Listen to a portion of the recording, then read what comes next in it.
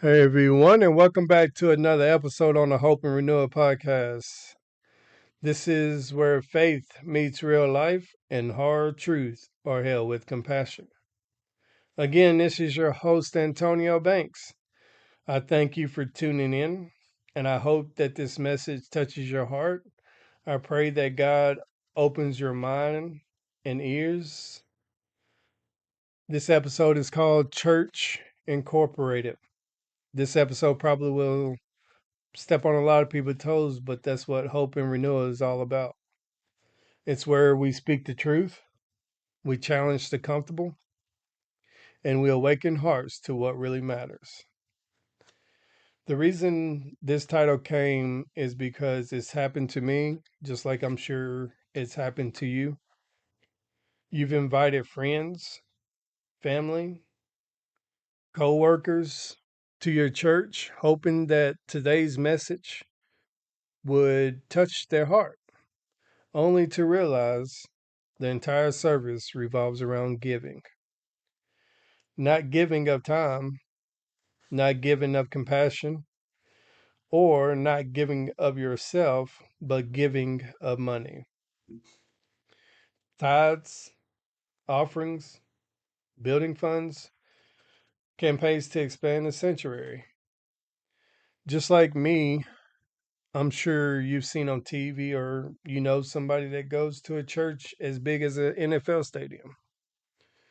You've probably seen some that's equal to a college stadium. But for what reason? Not too long ago on TikTok, I was scrolling and I seen a well known gospel artist and pastor live on TV at a major church convention tell people, his ushers, to close the doors. He challenged the audience both in person and online to help raise $40,000 on the spot. Like I said, it made headlines. I'm sure some of you heard about it or seen it. If not, that's something new you learned today. But what should have made us pause was the spirit behind it. I always ask myself this question, and this is the reason why also I came up with Church Incorporated, and it caught my attention. Did Jesus ever say we needed bigger buildings, brighter lights, or louder music to save souls? The answer to that is no. Actually, throughout the Gospels, Jesus consistently modeled a life of humility, service, and dependence on God rather than material wealth.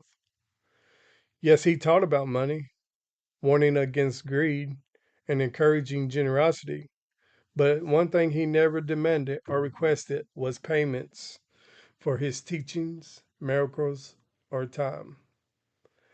He actually warned about the love of money. No one can serve two masters. You cannot serve both God and money. Matthew chapter 6, verse 24. What good is it for someone to gain the whole world yet forfeit their soul? Mark chapter 8 through 36. See, he actually said, freely you have received, freely give. He said this to his disciples when sending them out, echoing his own example.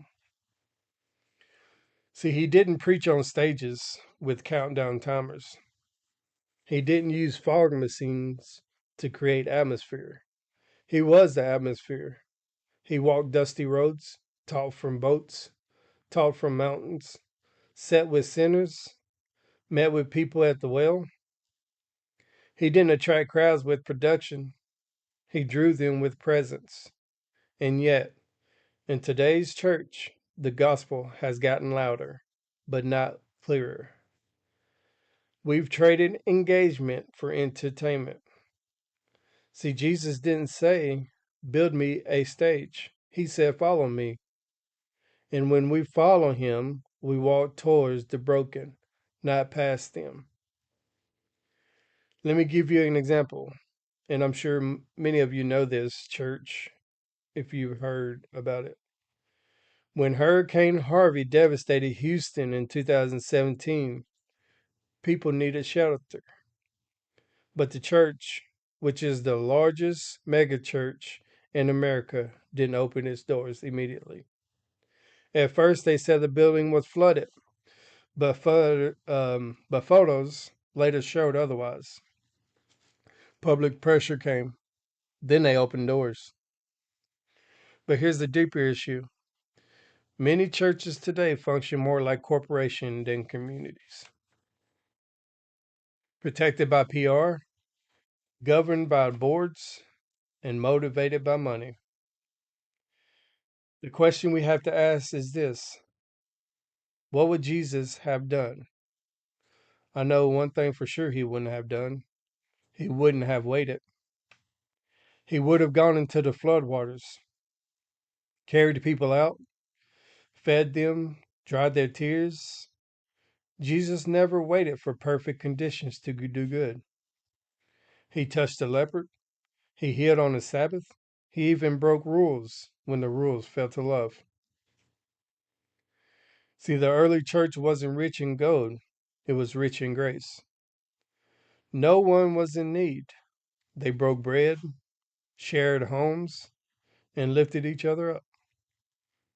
Today, churches, we chase wealth, influence, and viral views. But where's the sacrifice? Where's the mission? C.S. Lewis said this: the church is not a human society of people united by their natural affinities, but the body of Christ. We are not a brand, not a business, not a building. We are the body. And every part matters. It's time we act like it. So, what do we do now? We return to the Jesus who fed the hungry, who wept with the grieving, who touched the untouchables and sat with the uninvited. We return to being the church, not just going to one, not a performance, not a production, but a living, breathing movement of grace, truth, and love. May we be light bearers. May we be truth tellers. May we be servants, not salesmen, because he didn't die for upgrades, he died for transformation. Let's be the church Jesus will recognize again. And I'll close with this. If this message touched you, please share it with somebody. If you go to church with people that need to hear this, please do share it. Review it. Until next time, stay anchored in hope and committed to renewal.